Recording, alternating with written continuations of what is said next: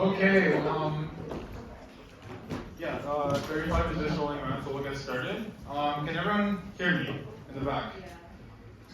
Cool. So yeah, welcome to this semester's Intro to Backend by AppDev. I'm Shanghai Najima, and she's going to be my co-instructor, Kate Young. So yeah, without further ado, let's get started.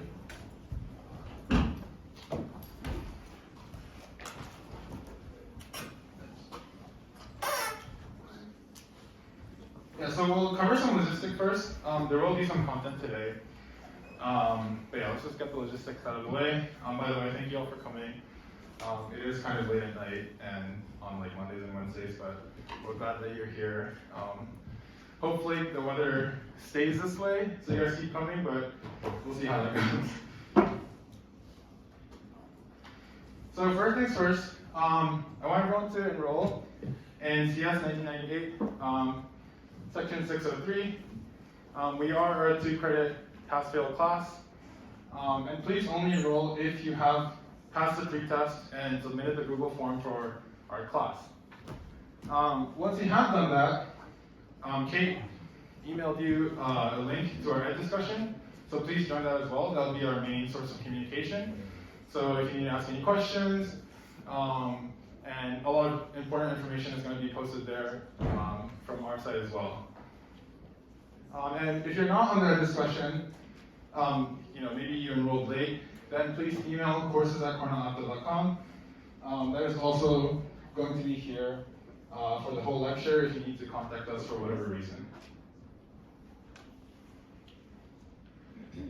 So the structure is going to be as such.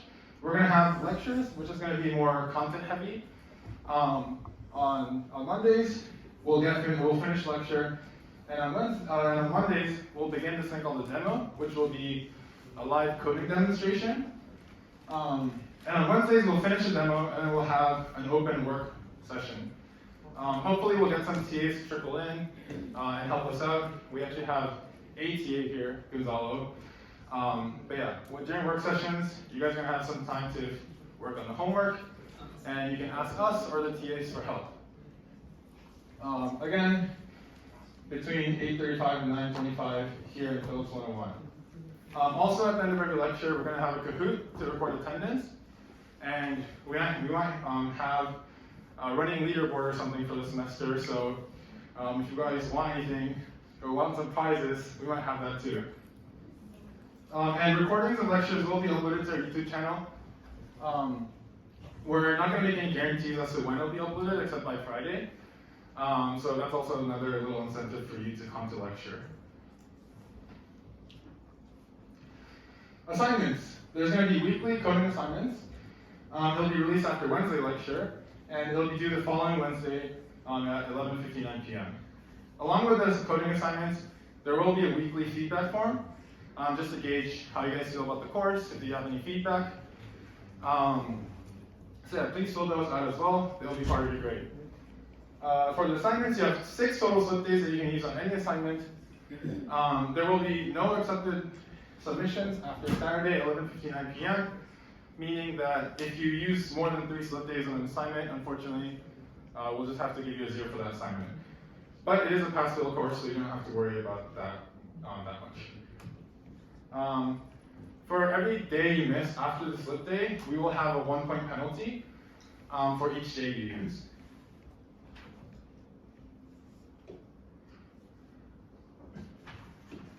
Here's the grading scheme. You can see this on the course textbook, which I'll mention and show how to get there in the following slide.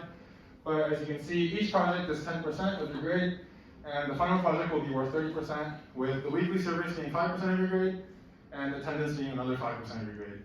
Again, a pass-fail course, so the passing grade is a 70. Here's a link to the textbook. It'll contain the syllabus, assignment information, office hour times, assignment handouts, everything you'll need for the course. So if you guys want to go ahead and maybe bookmark it or copy down this link, I'll give you all a second to do that.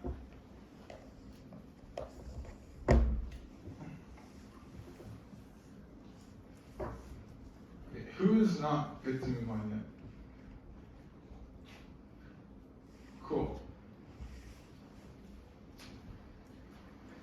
Okay, like any other class, we do have to mention this, unfortunately. We have zero tolerance for academic dishonesty. If you want more details, you can refer to Cornell's AI guidelines and check up on that.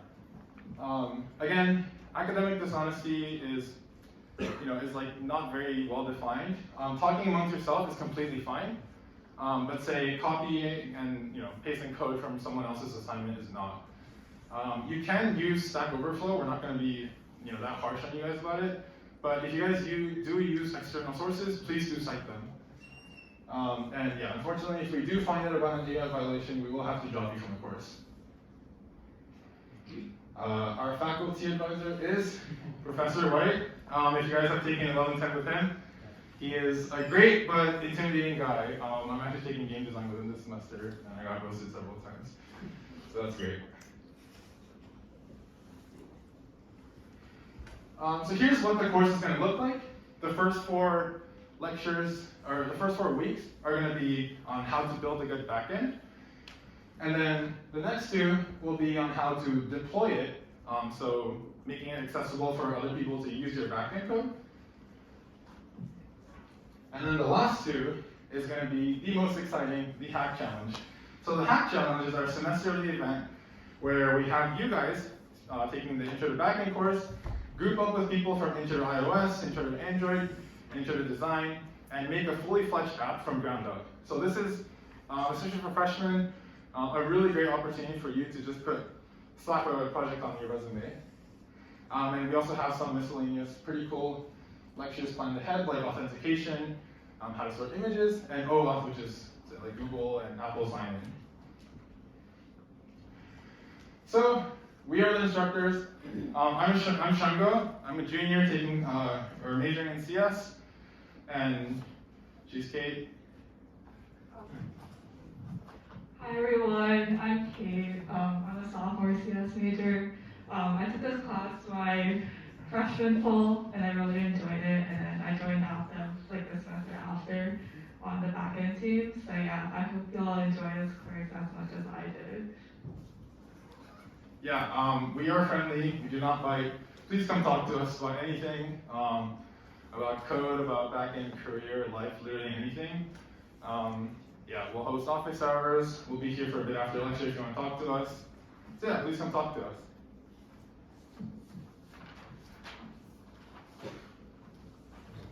Okay, before we move on, does anyone have any questions?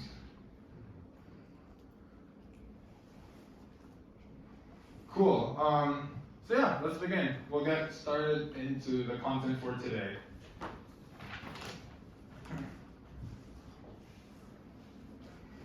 Before I start, I'm just going to mention, just like any other course, feel free to ask questions in the middle of class, ask me to slow down or speed up. I'm very happy to accommodate for you guys. So, the first thing, let's consider a mobile app. How do different parts of a mobile app communicate with each other? Yeah, so does anyone have an idea of maybe how an app may be divided up?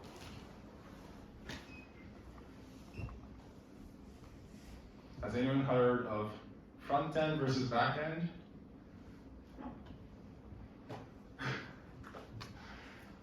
Okay.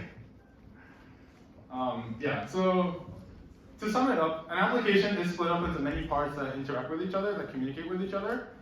And so the 2 parts in the client-server model that builds an app is the client.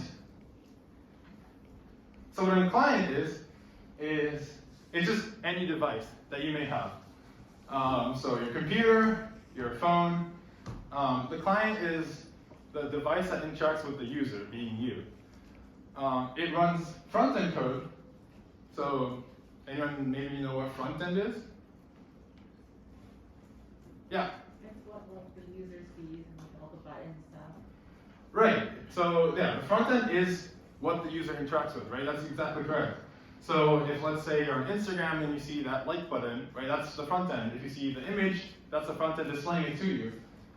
Yeah, again, so it displays content and it handles user interaction, so like clicking a button, or like swiping, or all these kind of gestures. And the second part of the client-server model is the server. So the server is also just a computer.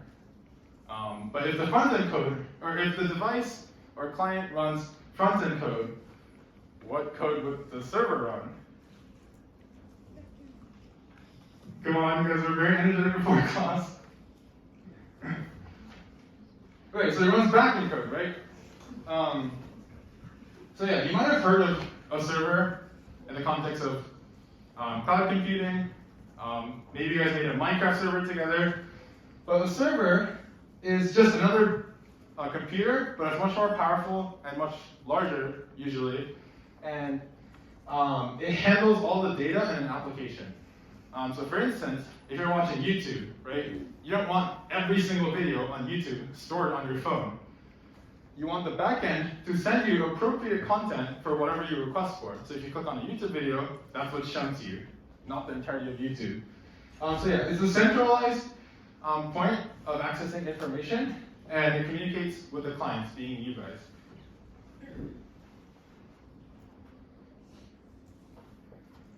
So this is just a depiction of the client and the server. The client can be a computer, your phone, whatever, and the server is usually like big computers that you don't usually interact with.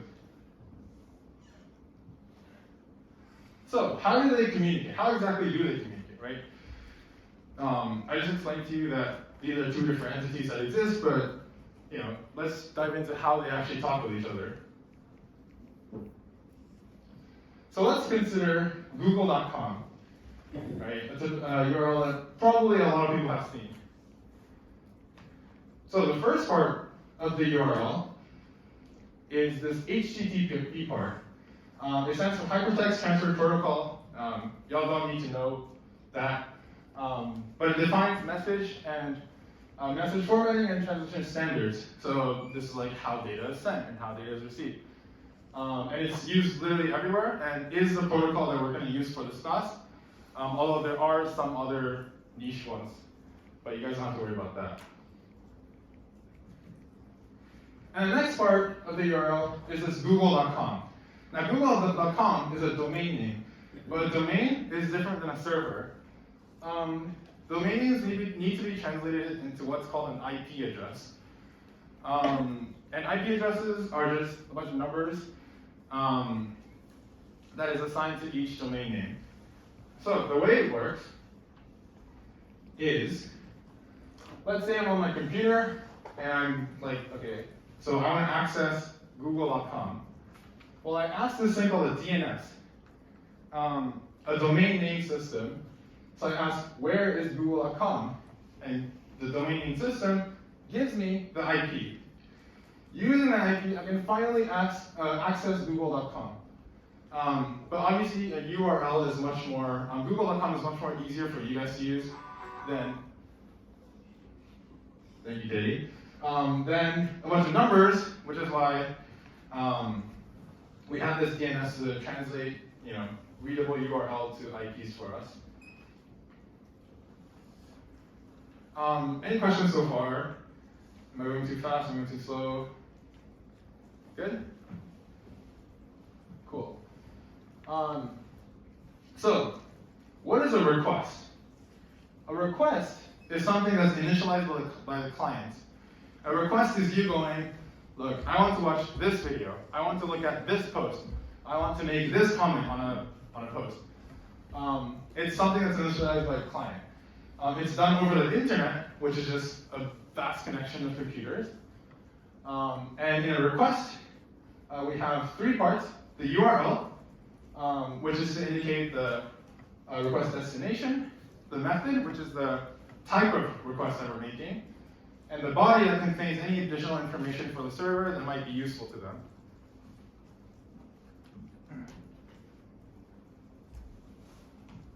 So let's get started with the request URL. The request URL, again, indicates request destination. A request URL is also known as the endpoint or route, kind of use it interchangeably. You can almost think of it as functions. Has anyone, raise a show of hands, who's heard of a function or a method in any language? Okay, that's the majority of you. So you can think of it as the front end making calls to functions in the back end. That's essentially what a route is. And the request URL can have data integrated into it, meaning if, let's say, I want to look up a picture of dog, right, dogs on Google Images. Dogs would be part of my URL. It would tell the server, look, I'm looking for dogs. So that kind of information can be encoded within the URL through something called query parameters.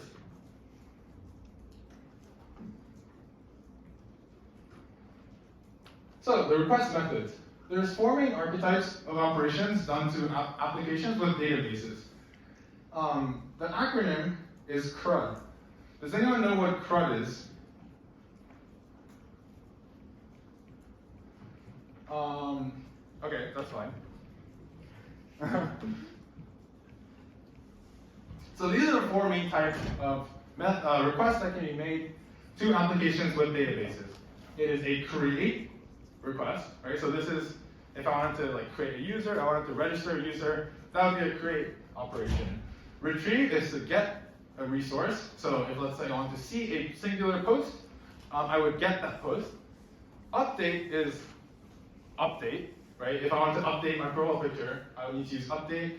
And delete, which is delete, to delete a user, delete whatever, to delete a post. Right, so these are type of database operations. And these database operations correspond to these things called HTTP methods. So when you make a request, again, there's a method, right? There's a type of request method. And these are the four methods. There's a post request, right, which is sending in information. So if I wanted to log in to an app, my username and my password would be sent in, and that would be a post request. A get request is to get a resource. All right, so this is like if I wanted to look at Instagram, I'm getting resources. A pull request, essentially an update, and delete is delete, information removal.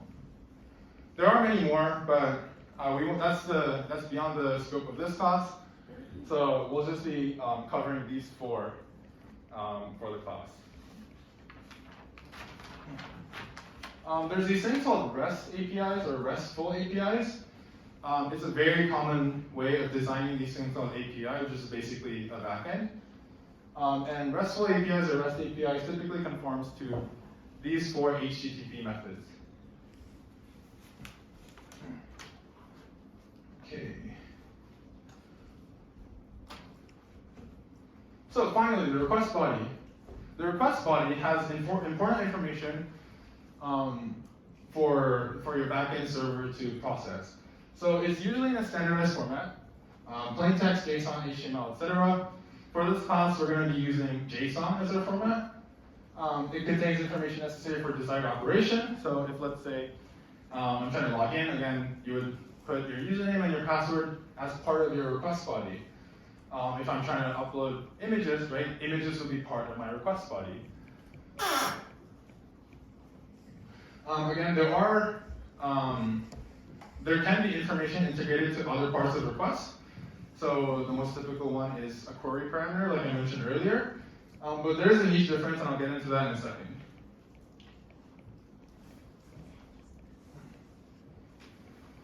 Okay, so before we get into examples, does anyone have any questions so far? Cool. Okay. So here's an example of a request. I'm on google.com. I'm clearly searching for something, hence the word search.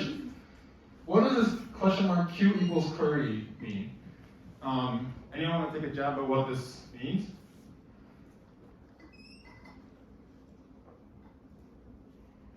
Yeah. We're searching for query. Right, we're searching for the keyword query. Thank you. So this is actually what I just mentioned. This is what's called a query parameter. A query parameter. Oh, okay, yeah, this is a GET request. We're on the Google domain. Our endpoint is search. Yeah, and these are query parameters. So query parameters, you've probably seen in some URLs in the past before if you've looked for things. But it's, yeah, so it's first a question mark, and then a string in this format. So you have key, and then the equal sign, and then the value of the key. So Q, in Google's form, means I'm looking for this specific, like I'm looking this up.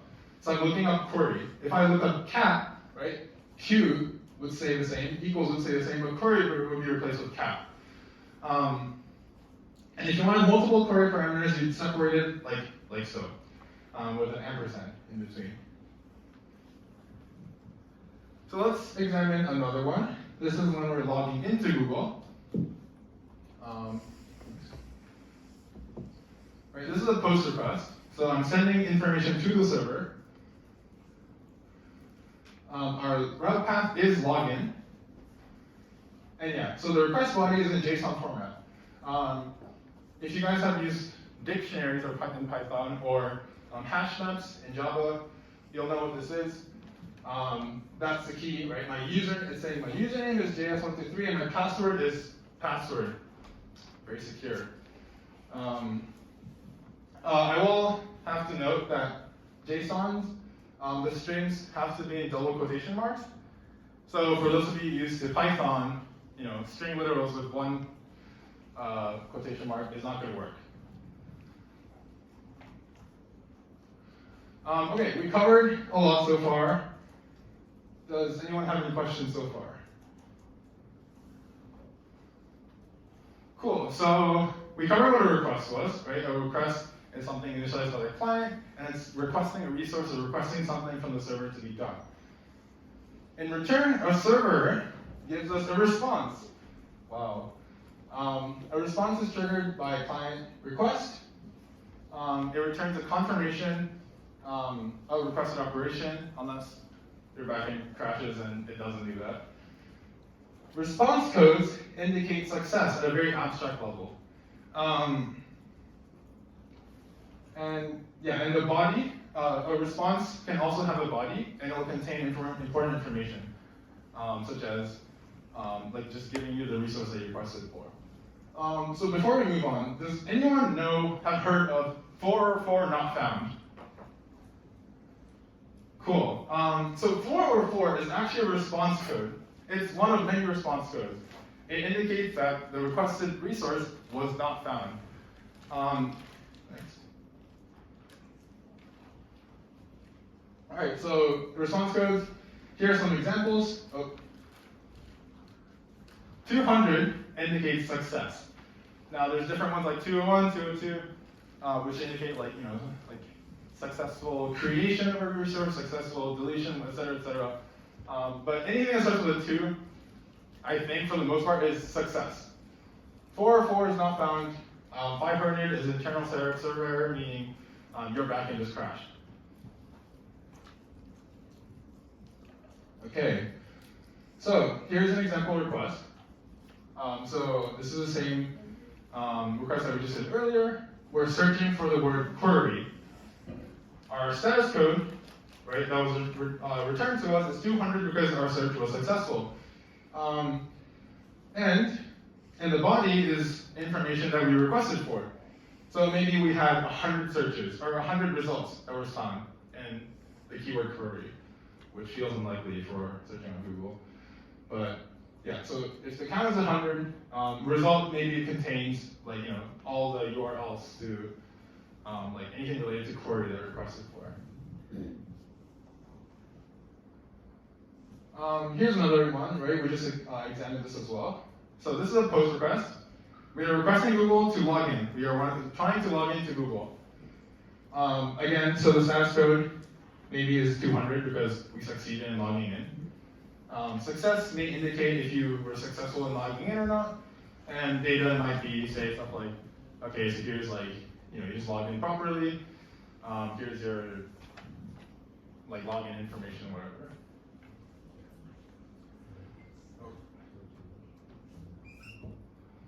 And here's, let's say, if we fail in logging in, we have success equals false because we failed in logging in.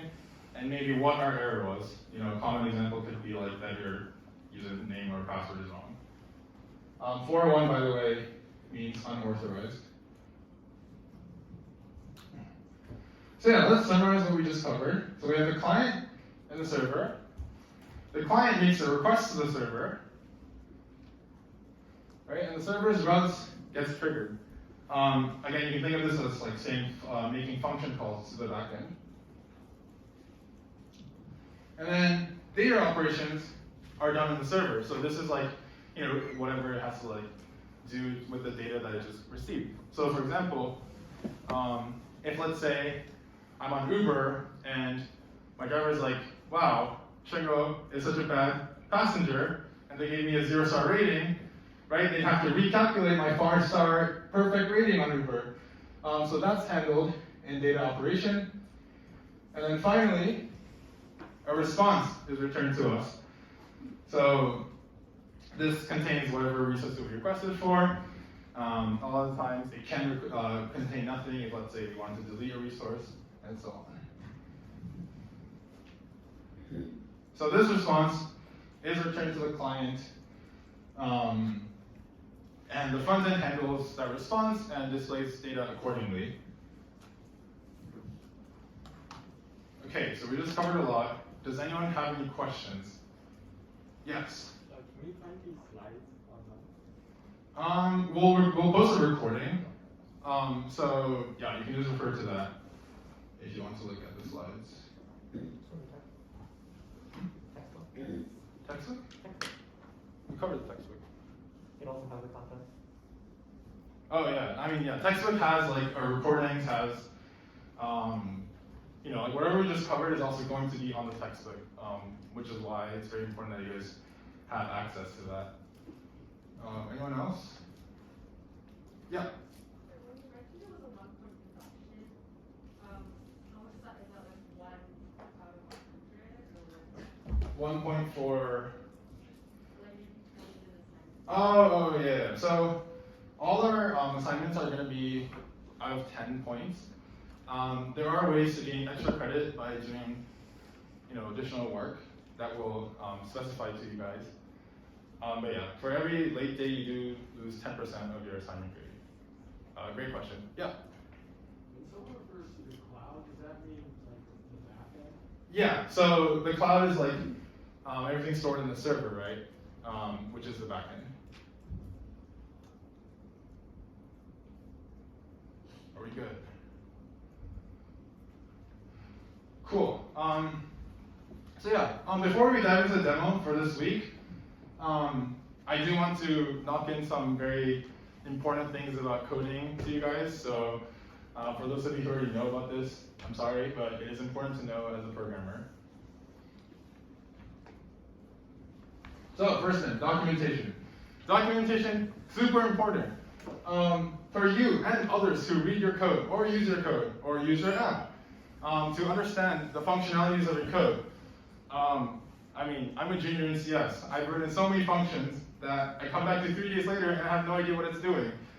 So yeah, please try to write documentation if you can. It can literally be a line of code or a line of comments being like, okay, this is what it does. But it'll be super important, especially during a hack challenge when someone else, or other people are actually collaborating with you. So get into the habit of writing documentation, not just for our class, but for for your future in coding. So yeah, for example, if I have a function that's called get task, right, and it's passing a task ID, well, what if you're with a front-end developer that doesn't know what this is? Well, if you have returns a task with the ID task ID, right, that's pretty obvious of what it's doing.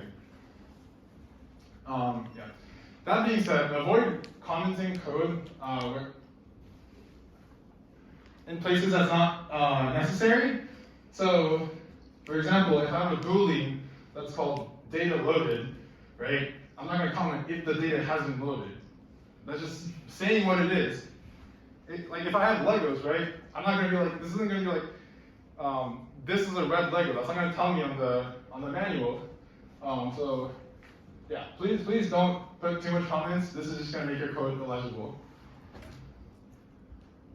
And here's a meme that Kate already spoiled, but A lot of programmers end up being guilty of doing, right? This is a stop sign. Do not tell me that this is a stop sign. I know. Okay. Next. Debugging. Debugging is the process of removing errors from your code. This is admittedly going to be majority of what your programming experience is going to entail. You're going to spend like the first 10% of your time actually coding it up and the rest fixing it. So fixing it and knowing how to do so is very important, and we're going to start covering how to do that pretty early on, so you guys know how to fix your code and fix your solutions. And the app we're going to be using to fix backend code specifically is this thing called Postman. In Postman, you can do this thing called exporting collections, which is essentially if you have Postman tests that you run and you check your code against, you can essentially export that and show us like, hey, this is a Postman test that I ran on my code. It will be part of your grade, but since our class is very introductory, you'll have to do like maybe 5 tests, export that, and that's it. Yeah, so we'll demonstrate that shortly as well. Virtual environments. Yeah, this is a very annoying thing that we have to cover every time, but you guys are actually getting slides for it, so you guys are lucky. So virtual environments. What are virtual environments and what are they used for? So by default, Python installs all dependencies globally. You do not want this. What if you are working on a project on a class that uses Python 2, and you update Python, and it's Python 3 all of a sudden, and now none of your code works? Virtual environments are there to create an isolated environment for each of your projects. So if you have conflicting versions and conflicting projects, you can have virtual environments for each of them, and they will contain the appropriate library with the appropriate version in each of them. I will very heavily warn to not forget to activate and deactivate, because not doing so basically renders it useless. If you try to, like, say, run another project with your virtual environment from a different project still active, that might cause issues as well. So yeah, please get into the habit of activating and deactivating your virtual environment every time you start a project and when you end it. And Kate will show you how to do that. So, we just covered a lot again. That is the end of the content for the lecture. Does anyone have any questions before we move on to the demo? Cool. So yeah, before we move on to the demo, you'll have your first assignment this week. It'll be released in 2 days, next lecture. And yeah, I'm sure you guys are all like, okay, well, I just learned all this, but I have no idea how to code it. So Kate will shortly show you how to do that.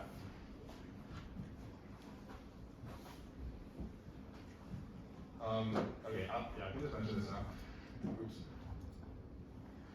Yeah, some action items. Please enroll in CS 1998-603 by 11:59 p.m. tonight if you've done the pretest and submitted the Google form. If there's any of you that hasn't done that, I opened the applications for a bit longer. We won't be very lenient on it in a few days, but yeah, if you still want to apply, please do. You can enroll in the course for up to 2 credits. I forgot to mention this. So you can enroll in 1 if you're at credit limit. And we are allowing auditing this semester, so if you want to take it for no credits for whatever reason, you can do that as well. Please join the Ed discussion emailed to you by Saturday 11:59.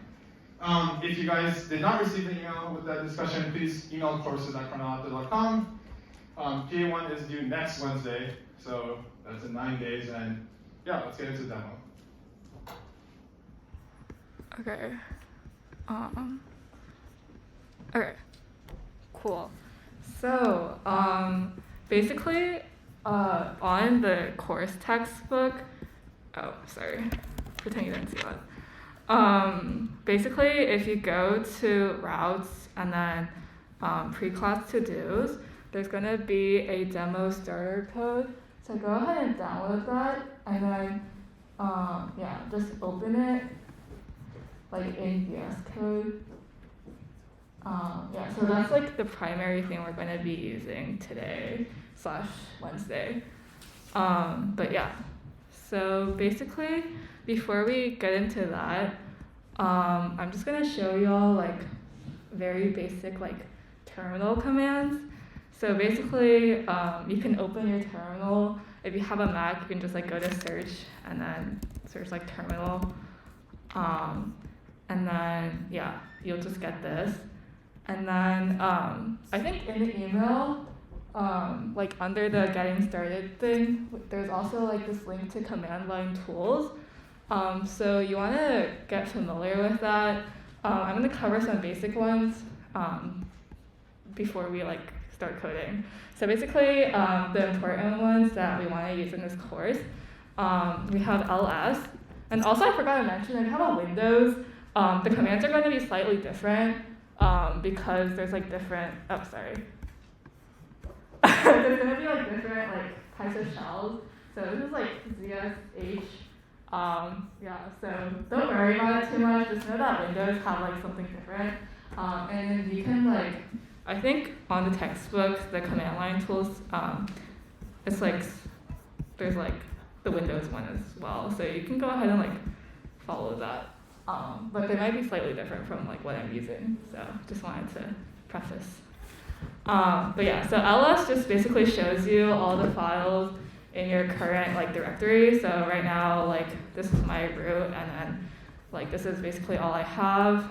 There's also ls-a, which shows you like all your hidden ones too. That's kind of like unrelated. And then if I want a cd, I can do that as well. So basically this means just changing your directory.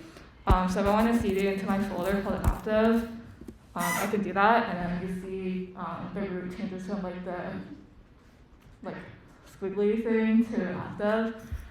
And then yeah, and then I can also like cd dot means like staying in your current one, because the dot basically means like your current directory, and then if I do cd dot dot, that's like one directory back. So this like dot format applies like to not only to like cd, but also like your code and like when you're like importing different stuff as well. But yeah, okay. And then I'm just gonna open the demo stuff from here. Okay, and then last but not least, if you're using VS Code, there's this really cool thing where you can just do code and then dot. So I can just open my current directory, and then it pops up in VS Code. So yeah, that's pretty much most of the stuff, like most of the commands you want to know in VS Code. There's also like touch, which basically allows you to like create a new file. So I wanted to create a touch, like a file called like hi.txt. It'll pop up here, and then you can like write in it. And then like if you want to make a folder, you can also do like mkdir and then like hello, and a folder will pop up, and then you can like cd inside and out of that too. So if you want to like make your computer organized and like put all your stuff in this course in like one folder, you can do that with these commands. But yeah, cool. So basically, I kind of already did it, but you don't have to like open a separate terminal for like your computer. You can just open one within VS Code, and it kind of like makes your life easier. So if you go on top, you can go like code and then terminal, and then click new terminal. A terminal will just pop up down here, and then you can like open multiple ones. But yeah, you just need one. So yeah, cool. And then oh yeah, I forgot to mention, but if I'm going too fast, just please let me know. Okay, anyways. So as we mentioned, I think in the email, we're using like Python mostly for this course. So you want to check your Python version, and one thing that's really important is like for a Mac, for example, like if you just do Python, your version is 2, but in this course we're using a 3. Oh, do you have a question? Yeah, if you zoom in. Oh, yeah, sorry. Is this good? Yes. Okay, cool. Okay. And then, so to like mitigate this, you want to do like Python 3. before every command. So like when you're doing Python commands, you want to use Python 3 instead of Python. And then make sure you have at least Python 3.7. And then, yeah, so the first thing we're going to do is create a virtual environment like we mentioned. Let me cd into demo 1. And then make sure you have like the SRC and stuff open. But yeah, so within like that, you want to create a virtual environment for this specific project. Kind of just like ignore this stuff, just pretend it's not there. But yeah, you want to create a virtual environment for this specific project, so demo 1.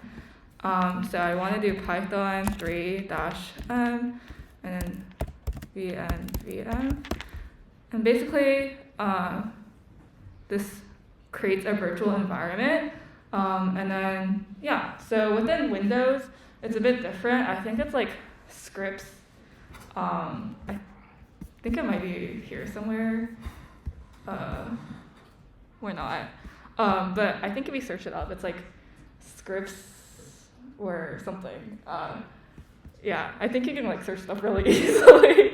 How to create a virtual environment in Windows for Python. Yeah, I think Rahi can write it on the board because he has Windows. I'm sorry, both of us, or both Shingo and I have Macs, so I'm sorry about that. Yeah, so make sure you have your virtual environment set up, and then we want to activate it for the specific project. So you can just do source and vm/bin/activate. And then once you see this like VM thing, that means you're in your virtual environment. And then to deactivate it, you can just write like deactivate. And then you can see it sort of disappears. So yeah, make sure your virtual environment is activated. And then after that, yeah, this is how you activate it in Windows. It's like a bit different.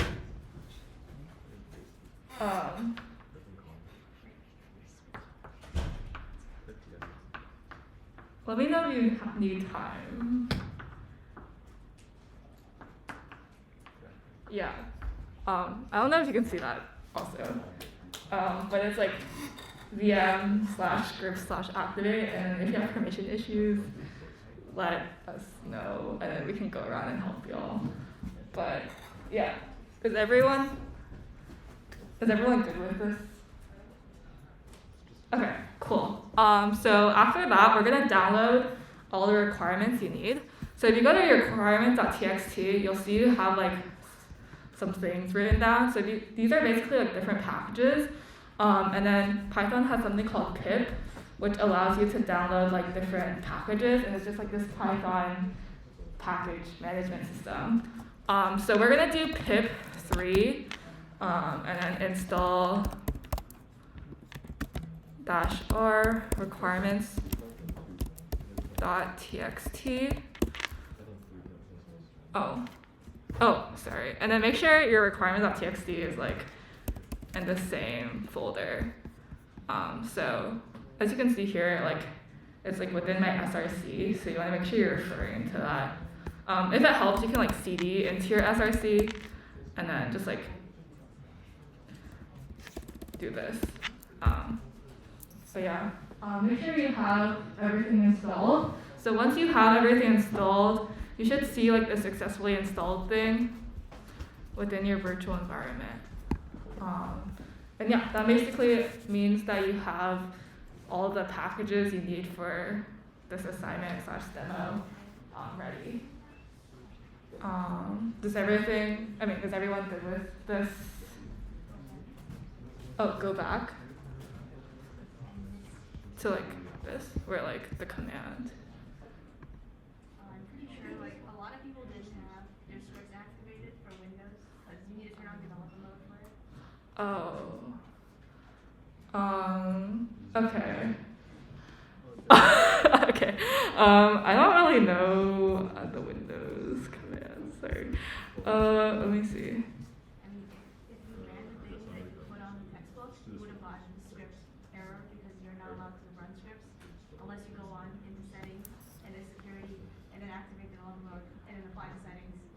when you go into the virtual environment? Yeah, so we're 4 minutes away from the end of the lecture anyway. Yeah, thank you for addressing that. We will update the textbook and make an edit post on, I guess, how to resolve this on Windows, because I see another student is having a problem with this. But yeah, since there's 4 minutes left, does anyone have any questions so far on how this is happening? Yeah.